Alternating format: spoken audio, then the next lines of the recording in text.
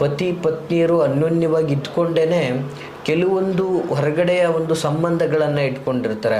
ಅದನ್ನು ಹೇಳ್ಬೋದು, ಒಂದು ಪ್ರೀತಿ ಅಂತಲೂ ಹೇಳ್ಬೋದು, ಒಂದು ಆಕರ್ಷಣೆ ಅಂತಲೂ ಹೇಳ್ಬೋದು, ಅಥವಾ ಅದನ್ನು ನೆಗೆಟಿವ್ ಆಗಿ ನೋಡುವಂಥದ್ದಾದರೆ ಅನೈತಿಕ ಸಂಬಂಧ ಅಂತಲೂ ಸಹ ಹೇಳ್ಬೋದು. ಅದನ್ನು ಜಸ್ಟ್ ಹೀಗೆ ಮುಟ್ಟಿದರೆ ಸಾಕು, ಅದು ಮುದುರ್ಕೊಂಡು ಬಿಡ್ತದೆ. ಸೊ ಈ ರೀತಿಯಾದಂತಹ ಒಂದು ಗಿಡ. ವಿವಾಹ ಮಾಡಿದಂತಹ ಜೋಡಿಗಳಲ್ಲಿ ಪರಸ್ಪರ ಪ್ರೀತಿನೇ ಇರೋದಿಲ್ಲ. ಸೊ ಅಂತಹ ಜೋಡಿಗಳಲ್ಲಿ ಪ್ರೀತಿಯನ್ನು ಸೃಷ್ಟಿಸುವಂಥದ್ದು. ನಮ್ಮ ಮಗಳ ಜೊತೆ ನಮ್ಮ ಅಳಿಯನ ಒಂದು ಪ್ರೀತಿ ವಿಶ್ವಾಸನೇ ಇಲ್ಲ, ನಮ್ಮ ಅಳಿಯನ ಜೊತೆ ನಮ್ಮ ಮಗಳು ತುಂಬ ಪ್ರೀತಿ ವಿಶ್ವಾಸವಾಗಿ ಇರೋಕ್ಕಾಗ್ತಾ ಇಲ್ಲ. ಸೊ ಅವರಿಬ್ಬರಲ್ಲಿ ಒಂದು ಬಾಂಡಿಂಗ್ ಕ್ರಿಯೇಟ್ ಆಗ್ತಾ ಇಲ್ಲ. ಸೊ ಪತಿ ಪತ್ನಿಯ ಒಂದು ಸೌಖ್ಯ ಅವರಲ್ಲಿ ಕಾಣ್ತಾ ಇಲ್ಲ. ಸೊ ಅವ್ರಿಗೆ ಎಲ್ಲ ಚೆನ್ನಾಗಿತ್ತು ಅನ್ನೋ ಸಂದರ್ಭದಲ್ಲೇ ನನ್ನ ಜೀವನಕ್ಕೊಬ್ಬರು ಆಸರೆಯಾಗಿ ಬಂದರು ಅನ್ನೋಷ್ಟರಲ್ಲೇ ಅವ್ರು ಕೈ ಬಿಟ್ಟು ಹೋಗ್ಬಿಟ್ಟಿರ್ತಾರೆ. ನಮಸ್ತೆ ವೀಕ್ಷಕರೇ, ನಾನು ನಿಮ್ಮ ಮೈಸೂರಿನ ಶ್ರೀನಿವಾಸನ್. ವೀಕ್ಷಕರೇ, ಇವತ್ತೊಂದು ದಿನ ನಾನು ನಿಮಗೆ ಒಂದು ವಿಶೇಷವಾದಂಥ ಮೂಲಿಕೆಯನ್ನು ತೋರಿಸ್ತೇನೆ. ಆ ಮೂಲಿಕೆಯನ್ನು ಯಾವುದಕ್ಕೆ ಬಳಸ್ತೀವಿ ಮತ್ತು ಅದರಿಂದ ಎಷ್ಟು ಪ್ರಯೋಜನಗಳಿದೆ, ಅದು ಇವತ್ತಿನ ಯುವಕ ಯುವತಿಯರಿಗೆ ಸಮಾಜದ ವ್ಯವಸ್ಥೆಗೆ ಎಷ್ಟು ಮುಖ್ಯ ಇದೆ, ಅದನ್ನು ನನ್ನ ಮಾಹಿತಿಯನ್ನು ನಾನು ಈ ಒಂದು ವಿಡಿಯೋದ ಮೂಲಕ ಕೊಡಲಿಕ್ಕೆ ಭಾಳ ಇಷ್ಟಪಡ್ತಾ ಇದ್ದೀನಿ. ವೀಕ್ಷಕರೇ, ದಯಮಾಡಿ ಬಹಳ ಅದ್ಭುತವಾದಂತಹ ಮಾಹಿತಿ, ಸ್ಕಿಪ್ ಮಾಡದೆ ಸಂಪೂರ್ಣವಾಗಿ ಮಾಹಿತಿಯನ್ನು ತಿಳ್ಕೊಳ್ಳಿ ಅಂತ ಹೇಳಕ್ಕೆ ಇಷ್ಟಪಡ್ತೀನಿ. ನಾನು ಇವತ್ತು ನಿಮಗೆ ತೋರಿಸ್ಲಿಕ್ಕೆ ಹೊರಟಿರ್ತಕ್ಕಂತಹ ಮೂಲಿಕೆ ಇದು ನೋಡಿ. ಇದು ಸಂಪೂರ್ಣವಾಗಿ ಬಾಡೋಗಿದೆ. ಅಂದರೆ ಇದು ಬೆಳಗ್ಗೆ ಅಷ್ಟೇ ನಾನು ಇದನ್ನು ತೆಗೆದುಕೊಂಡು ಬಂದಿರತಕ್ಕಂಥದ್ದು ನೋಡಿ. ಇದು ಏನಪ್ಪ ಅಂತಂದರೆ ಇದನ್ನು ಒಳಮುಚ್ಚುಕ ಅಂತ ಹೇಳ್ತಾರೆ. ಹಾಗೆ ನಮ್ಮ ಇನ್ನೊಂದು ವಿಧದಲ್ಲಿ ಮುಟ್ಟಿದರೆ ಮುನಿ ಅಂತ ನೀವು ಸಾಮಾನ್ಯವಾಗಿ ಕೇಳಿರ್ತೀರ ನೋಡಿ. ಈ ರೀತಿಯಾದಂಥ ಎಲೆಗಳು ಇದು ಅರಳಿರ್ತದೆ. ಸೊ ಈ ಎಲೆಗಳನ್ನು ನಾವೀಗ ಮುಟ್ಟಿದ ತಕ್ಷಣ ಇದು ಏನಾಗಿರ್ತದೆ, ಮಡ್ಚ್ಕೊಂಡ್ಬಿಟ್ಟಿದೆ. ಈಗ ಆಲ್ರೆಡಿ ನಾವು ಇದನ್ನು ಟಚ್ ಮಾಡಿ ತೆಗ್ದಿರೋದ್ರಿಂದ ಇದು ಸಂಪೂರ್ಣವಾಗಿ ಮುದುರ್ಕೊಂಡಿದೆ ವೀಕ್ಷಕರೇ. ಸೊ ಇದು ವಿಶೇಷವಾಗಿ ನಾವು ಇದರಿಂದ ಇವತ್ತಿನ ಬಹಳ ಅದ್ಭುತವಾದಂತಹ ಒಂದು ತಂತ್ರಶಾಸ್ತ್ರದ ಒಂದು ವಶೀಕರಣದ ಒಂದು ವಿಶೇಷ ಪ್ರಭಾವವನ್ನು ನಾನು ನಿಮಗೆ ಈ ಒಂದು ವಿಡಿಯೋದಲ್ಲಿ ತಿಳಿಸ್ಕೊಡ್ತಾ ಇದ್ದೀನಿ. ಬಹಳ ವಿಶೇಷವಾಗಿರ್ತದೆ ನೋಡಿ. ನೀವು ಇದನ್ನೆಲ್ಲ ನೋಡಿರ್ತೀರ ವೀಕ್ಷಕರೇ. ಸಹಜವಾಗಿ ಈ ಗಿಡಕ್ಕೆ ನೋಡಿ ಹುಷಾರಾಗಿ ತೆಗಿಬೇಕು, ಸುತ್ತ ಮುಳ್ಳಿರ್ತದೆ. ಜೊತೆಗೆ ಈ ಒಂದು ಮೂಲಿಕೆಗಳು ಈ ಥರ ಎಲೆಗಳಿರ್ತದೆ. ಸೊ ಈ ಎಲೆಗಳೆಲ್ಲ ಹರಳಿರ್ತದೆ. ವಿಶೇಷವಾಗಿ ಇದು ಗಿಡದಲ್ಲಿ ನೆಲದ ಮೇಲೆ ಸಂಪೂರ್ಣವಾಗಿ ಇದ್ದ ಅಂಥ ಸಮಯದಲ್ಲಿ ಫುಲ್ ಹರಳಿರ್ತದೆ. ಅದನ್ನು ಜಸ್ಟ್ ಹೀಗೆ ಮುಟ್ಟಿದರೆ ಸಾಕು, ಅದು ಮುದುರ್ಕೊಂಡು ಬಿಡ್ತದೆ.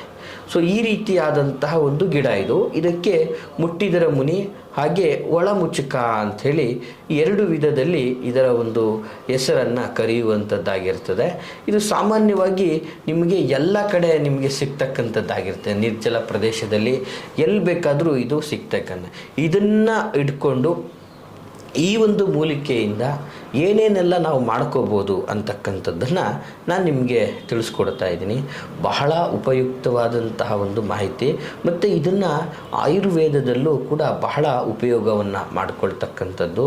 ತುಂಬ ಅದ್ಭುತವಾದಂತಹ ಒಂದು ಆರೋಗ್ಯದ ಒಂದು ಗುಣಗಳನ್ನು, ಅಂದರೆ ಕೆಲವೊಂದಷ್ಟು ಅನಾರೋಗ್ಯಗಳನ್ನು ಪರಿಹರಿಸುವಂತಹ ಒಂದಷ್ಟು ಆರೋಗ್ಯದ ಒಂದು ಗುಣಗಳನ್ನು ಹೊಂದಿರತಕ್ಕಂತಹ ಮೂಲಿಕೆ ಇದಾಗಿರ್ತದೆ. ಸೊ ಆಯುರ್ವೇದದಲ್ಲಿ ಇದಕ್ಕೆ ಬಹಳನೇ ಒಂದು ಪ್ರಶಸ್ತಿಯನ್ನು ಕೊಡ್ತಕ್ಕಂಥ. ಇದನ್ನು ನಾವು ನಮ್ಮ ತಂತ್ರಶಾಸ್ತ್ರದಲ್ಲಿ ಯಾವ ರೀತಿಯಲ್ಲಿ ಬಳಸ್ಕೊಳ್ತಾ ಇದ್ದೀವಿ ಅನ್ನೋದೇ ಮುಖ್ಯ ವಿಚಾರ. ನೋಡಿ ವೀಕ್ಷಕರೇ, ಈ ಒಂದು ಮೂಲಿಕೆ ಏನಿದೆಯಲ್ಲ, ಇದರಿಂದ ನಾನು ನಿಮಗೆ ಹೇಳ್ತಾ ಇರ್ತಕ್ಕಂಥದ್ದು ಇವತ್ತು ಪ್ರೀತಿ ಪ್ರೇಮ ಅಥವಾ ಒಂದು ಸ್ನೇಹ ಸಲಿಗೆ ಒಂದು ಸಂಬಂಧದ ವಿಷಯದ ಬಗ್ಗೆ ನಾನು ಮಾತಾಡಲಿಕ್ಕೆ ಇಷ್ಟಪಡ್ತಾ ಇದ್ದೀನಿ. ಈ ಸಂಬಂಧವನ್ನು ಗಟ್ಟಿಗೊಳಿಸ್ಕೊಳ್ಳುವಂಥದ್ದು ಅಥವಾ ವಶಪಡಿಸ್ಕೊಳ್ಳುವಂಥದ್ದು ಹೇಗೆ ಅನ್ನುವಂಥದ್ದು ನೋಡಿ. ಇವತ್ತು ಸಾಮಾನ್ಯವಾಗಿ ಎಷ್ಟೋ ಜನಗಳಿಗೆ ವಿವಾಹ ಅಂತಕ್ಕಂಥದ್ದು ಆಗಿರೋದಿಲ್ಲ. ಯಾಕಾಗಿರೋದಿಲ್ಲ ಅಂತಂದರೆ ಅವರ ಎಕ್ಸ್ಪೆಕ್ಟೇಷನ್ ಹೀಗಿರ್ತದೆ. ಹೇಗೆ, ನಾನು ವಿವಾಹ ಅಂತ ಆದರೆ ಇಷ್ಟಪಟ್ಟವರೊಟ್ಟಿಗೆ ಆಗಬೇಕು.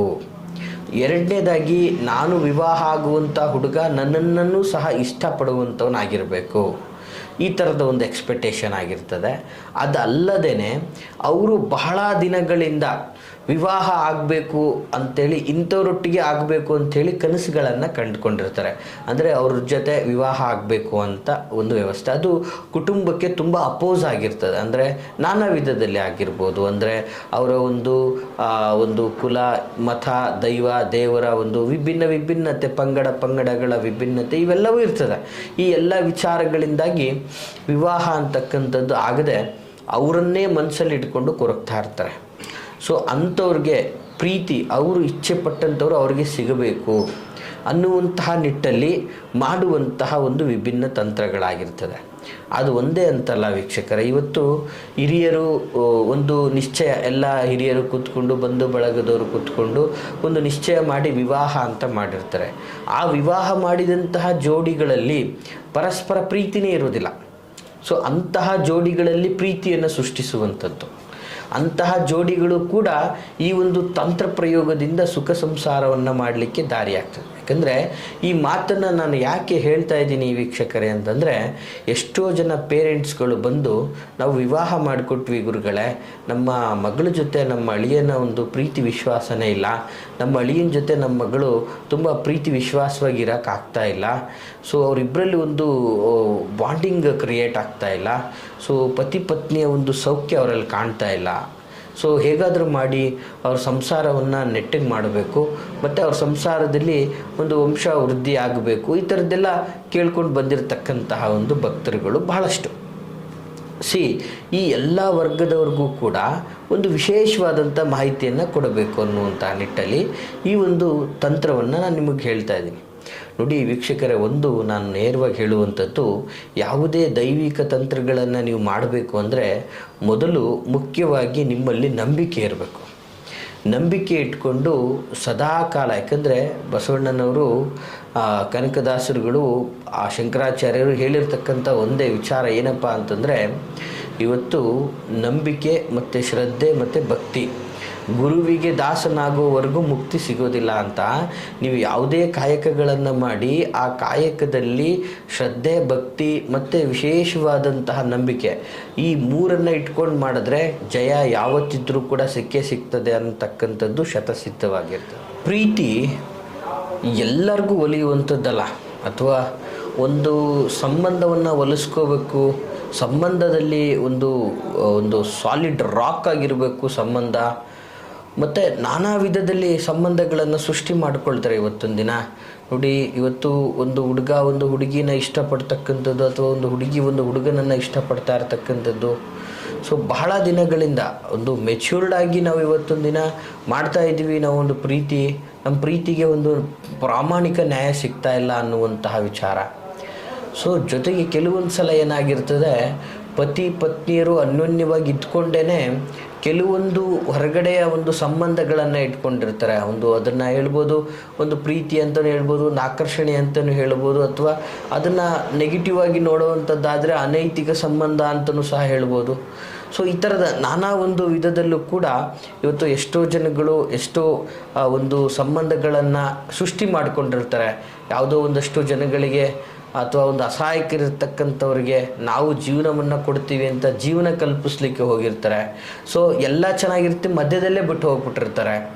ಸೊ ಅವ್ರಿಗೆ ಎಲ್ಲ ಚೆನ್ನಾಗಿತ್ತು ಅನ್ನೋ ಸಂದರ್ಭದಲ್ಲೇ ನನ್ನ ಜೀವನಕ್ಕೊಬ್ಬರು ಆಸರೆಯಾಗಿ ಬಂದರು ಅನ್ನೋಷ್ಟರಲ್ಲೇ ಅವ್ರು ಕೈ ಬಿಟ್ಟು ಹೋಗ್ಬಿಟ್ಟಿರ್ತಾರೆ. ಸೊ ಈ ಥರದ್ದೆಲ್ಲ ವ್ಯವಸ್ಥೆಗಳಾಗಿತ್ತು. ಅವ್ರು ಬರಬೇಕು, ನಮಗೆ ಜೀವನ ಕೊಡಬೇಕು. ಸೊ ಮತ್ತು ಕೆಲವು ಪುರುಷರಲ್ಲಿ ಇವರೊಟ್ಟಿಗೆ ನಾವು ಬದುಕಬೇಕು, ಇವ್ರಿಗೊಂದು ಜೀವನ ಕೊಡಬೇಕು ಅನ್ನೋಂಥದ್ದೆಲ್ಲ ಇರ್ತದೆ. ಯಾಕಂದರೆ ಇವತ್ತು ಎಷ್ಟೋ ಜನಗಳಲ್ಲಿ ಸಮಾಜದಲ್ಲಿ ಅವ್ರದ್ದೇ ಆದಂತಹ ಒಂದು ಸ್ಥಾನ, ಮಾನ, ಗೌರವ ಇವೆಲ್ಲವೂ ಸಹ ಇರ್ತದೆ. ಅದನ್ನು ಅವರು ಮರೆತು ಅದನ್ನು ನೇರವಾಗಿ ಅಪ್ರೋಚ್ ಮಾಡೋಕ್ಕಾಗೋದಿಲ್ಲ. ಬಿಕಾಸ್ ಅವ್ರ ಮನಸ್ಥಿತಿ ಏನಿರುತ್ತೆ ಅನ್ನೋದು ಇವ್ರಿಗೂ ಸಹ ಗೊತ್ತಿರೋದಿಲ್ಲ. ಸೊ ನಾವೇನಾದ್ರು ಹೇಳಿದಾಗ ನಮಗೆ ಸಮಾಜದಲ್ಲಿ ಒಂದು ರೀತಿಯಲ್ಲಿ ತುಚ್ಛವಾಗಿ ಕಾಣಬಹುದು, ಅಥವಾ ನಮಗೆ ತೊಂದರೆಗಳಾಗ್ಬೋದು. ಇದೆಲ್ಲ ಸಹಜವಾಗಿ ಗೊಂದಲಗಳು ಸೃಷ್ಟಿಯಾಗಿರ್ತದೆ ವೀಕ್ಷಕರೇ. ಇಂತಹ ಪರಿಸ್ಥಿತಿಗಳಲ್ಲಿ, ಇಂತಹ ಸಮಸ್ಯೆಗಳಿದ್ದಂತಹ ಸಂದರ್ಭದಲ್ಲಿ ನೀವು ಮಾಡಬೇಕಾಗಿರೋದಿಷ್ಟೇ ವೀಕ್ಷಕರೇ, ಬಹಳ ಸುಲಭವಾದಂತಹ ಒಂದು ತಂತ್ರ ಪ್ರಯೋಗ. ಇದನ್ನು ಶ್ರದ್ಧಾ ಭಕ್ತಿಯಿಂದ ನೀವು ಮಾಡಿದ್ದೆ ಆದರೆ ಖಂಡಿತವಾಗಿಯೂ ಕೂಡ ನೀವು ಇಷ್ಟಪಟ್ಟವರನ್ನು ಖಂಡಿತವಾಗಿ ನೀವು ಓಲೈಸ್ಕೋಬೋದು. ಮತ್ತು ನಿಮ್ಮ ಪ್ರೀತಿಯ ಒಂದು ತೀವ್ರತೆಯನ್ನು ಅರ್ಥ ಮಾಡಿಸುವಂತಹ ಸಾಮರ್ಥ್ಯ ನಿಮಗೆ ಸಿಗುತ್ತೆ. ಮತ್ತು ನಿಮ್ಮ ಪ್ರೀತಿಯನ್ನು ಕುಟುಂಬದವರು ಕೂಡ ಒಪ್ಪುವಂತಹ ವ್ಯವಸ್ಥೆಗೆ ಬರ್ತದೆ.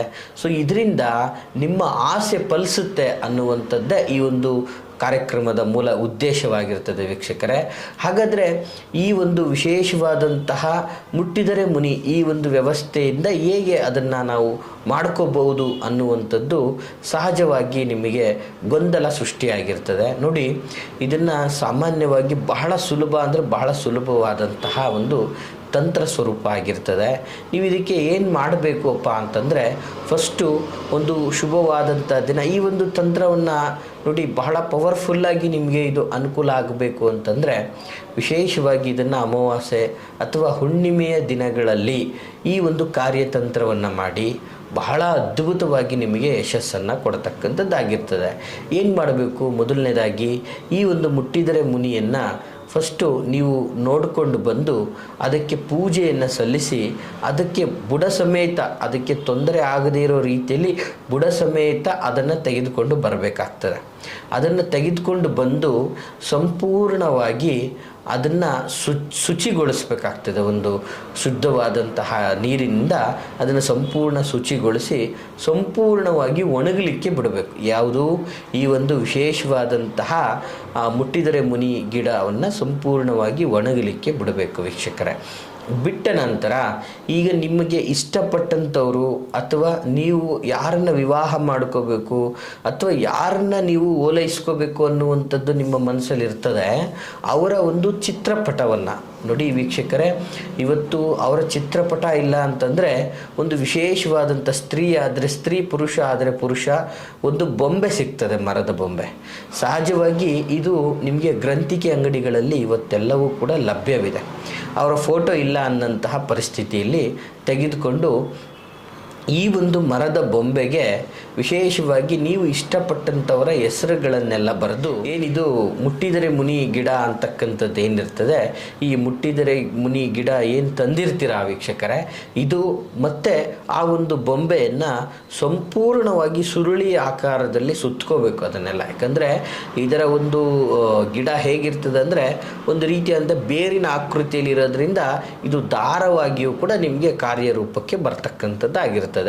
ಸಂಪೂರ್ಣವಾಗಿ ಆ ಬೊಂಬೆಗೆ ನೀವು ಸುತ್ಕೋಬೇಕಾಗ್ತದೆ. ಚಿತ್ರಪಟ ಫೋಟೋ ಇದ್ದರೆ ಫೋಟೋಗೆ ಸುತ್ತಬೇಕು. ಫೋಟೋ ಇಲ್ಲದ ಪಕ್ಷದಲ್ಲಿ ನೀವು ಈ ಥರದ ಒಂದು ಬೊಂಬೆಯನ್ನು ತಂದು ಅದಕ್ಕೆ ಅವರ ಒಂದು ಹೆಸರನ್ನು ಬರೆದು ಆ ಒಂದು ಬೊಂಬೆಗೆ ಇದನ್ನು ಸಂಪೂರ್ಣವಾಗಿ ಸುತ್ತಬೇಕಾಗ್ತದೆ. ಸಂಪೂರ್ಣವಾಗಿ ಸುತ್ತಿದ ನಂತರ ವೀಕ್ಷಕರೇ, ಇದನ್ನು ನೀವು ವಿಶೇಷವಾಗಿ ಒಂದು ಸ್ವಸ್ತಿಕನ್ನು ಬರೀಬೇಕು. ಒಂದು ವಿಶೇಷವಾದ ನಿರ್ಜಲ ಪ್ರದೇಶ ಆಗಿರ್ಬೋದು, ಒಂದು ಶುಚಿಯಾದ ಜಾಗ ಎಲ್ಲಾದರೂ ಓಕೆ, ಒಂದು ಸ್ವಸ್ತಿಕ್ ಆಕೃತಿಯನ್ನು ಬರೆದು ಆ ಒಂದು ಆಕೃತಿಯ ಮಧ್ಯಭಾಗದಲ್ಲಿ ಇದನ್ನು ಇಡಬೇಕು. ಆ ಮಧ್ಯಭಾಗದಲ್ಲಿ ಇಟ್ಬಿಟ್ಟು ಸಂಪೂರ್ಣವಾಗಿ ಕುಂಕುಮ, ಅರಿಶಿಣ, ಗಂಧಗಳಿಂದ ಅದನ್ನು ಪ್ರೋಕ್ಷಣೆ ಮಾಡಬೇಕಂದ್ರೆ ಸ್ವಲ್ಪ ಕುಂಕುಮ, ಸ್ವಲ್ಪ ಅರಿಶಿಣ, ಸ್ವಲ್ಪ ಗಂಧವನ್ನು ಹಾಕಿ ನೀವು ಹಾಕಬೇಕಾದ್ರೆ ನಿಮ್ಮ ಮೈ ಮನಸ್ಸು ಸಂಪೂರ್ಣವಾಗಿ ಯಾರನ್ನ ಓಲೈಸ್ಕೊಳ್ತಾ ಇದ್ದೀವಿ ಅವರು ನಮಗೆ ಒಲಿಬೇಕು ಅನ್ನುವಂತಹ ಒಂದು ಮೈಂಡ್ ಸೆಟ್ಟನ್ನು ಇಟ್ಕೊಂಡೇ ನೀವು ಮಾಡಬೇಕು. ಅವರ ದೇಹ, ಆಕಾರ, ವ್ಯವಸ್ಥೆ, ಲಕ್ಷಣ, ಮಂದತ್ವ ಇವೆಲ್ಲವನ್ನು ನೀವು ಮನದಲ್ಲಿ ಇಟ್ಕೊಂಡೇ ಇದನ್ನು ಮಾಡ್ಕೋಬೇಕಾಗ್ತದೆ. ಈ ರೀತಿಯಾಗಿ ಮಾಡಿದ ನಂತರ ಸಂಪೂರ್ಣವಾಗಿ ವೀಕ್ಷಕರೇ, ಈ ರೀತಿಯಾಗಿ ನೀವು ಮಾಡಿದ ನಂತರ ಇದನ್ನು ವಿಶೇಷವಾಗಿ ನೀವು ಸಂಪೂರ್ಣವಾಗಿ ಭಸ್ಮಗೊಳಿಸಬೇಕು ವೀಕ್ಷಕರೇ. ಅಂದರೆ ಇದನ್ನು ನೀವು ಒಂದು ಸಣ್ಣ ಹೋಮದ ಕುಂಡದಲ್ಲಿ ಹಾಕಿ ಭಸ್ಮವನ್ನು ಮಾಡಿ ಆ ಭಸ್ಮವನ್ನು ವಿಶೇಷವಾಗಿ ಯಾರನ್ನ ಓಲೈಸ್ಕೋಬೇಕು ಅಂತ ಇದ್ದೀರೋ ಅವ್ರಿಗೆ ಹಚ್ಚುವಂತಹ ಕಾರ್ಯ ಮಾಡಿ ಅಥವಾ ಅವರು ಓಡಾಡುವಂತಹ ಜಾಗದಲ್ಲಿ ಹಾಕುವಂಥದ್ದನ್ನು ಮಾಡಿ ಈ ಒಂದು ರೀತಿಯಲ್ಲಿ ನೀವು ಮಾಡಿದ್ರೆ ಸಾಕು, ಖಂಡಿತವಾಗಿಯೂ ಕೂಡ ನಿಮ್ಮ ಪ್ರೀತಿ ಸಾಲಿಡ್ ರಾಕ್ ಆಗಿ ಅವ್ರಿಗೆ ಪ್ರತಿಬಿಂಬಿಸುತ್ತೆ. ನೀವು ಅವ್ರ ಮೇಲೆ ಇಟ್ಟಂಥ ಭಾವನೆಗಳಿಗೆ ಬೆಲೆ ಸಿಗುತ್ತೆ. ನಿಮ್ಮ ಪ್ರೀತಿ ನಿಮ್ಮದಾಗುತ್ತೆ. ನೀವು ಇಷ್ಟಪಟ್ಟವ್ರು ನಿಮ್ಮ ಹತ್ರ ಬರ್ತಾರೆ. ನೀವು ನಂಬಿರ್ತಕ್ಕಂಥವರು ಕೂಡ ನಿಮ್ಮ ಹತ್ರ ಬರ್ತಾರೆ. ವಿವಾಹಿತ ಅವಿವಾಹಿತರು ಅಥವಾ ವಿವಾಹವಾಗದೆ ಹೊಸದಾಗಿ ಒಂದು ವಿಶೇಷವಾಗಿ ಪ್ರೀತಿಯನ್ನು ಪಡಿಬೇಕು ಅಂತ ಇರತಕ್ಕಂಥವ್ರು ಎಲ್ಲರೂ ಕೂಡ ಈ ಒಂದು ತಂತ್ರವನ್ನು ಮಾಡ್ಬೋದು. ಆದರೆ ಒಂದು ಸೂಚನೆ ವೀಕ್ಷಕರೇ, ಯಾವುದೇ ತಂತ್ರವನ್ನು ನೀವು ಮಾಡಿ ಒಳ್ಳೆ ಕಾರ್ಯಕ್ಕೆ ಸಾತ್ವಿಕವಾಗಿ ಅದನ್ನು ಧರ್ಮನಿಷ್ಠೆಯಿಂದ ನಿಮ್ಮ ಉಳಿತಿಗಾಗಿ ಮಾಡ್ಕೊಳ್ಳಿ ಅಂತ ನಾನು ಹೇಳಕ್ಕೆ ಇಷ್ಟಪಡ್ತೀನಿ.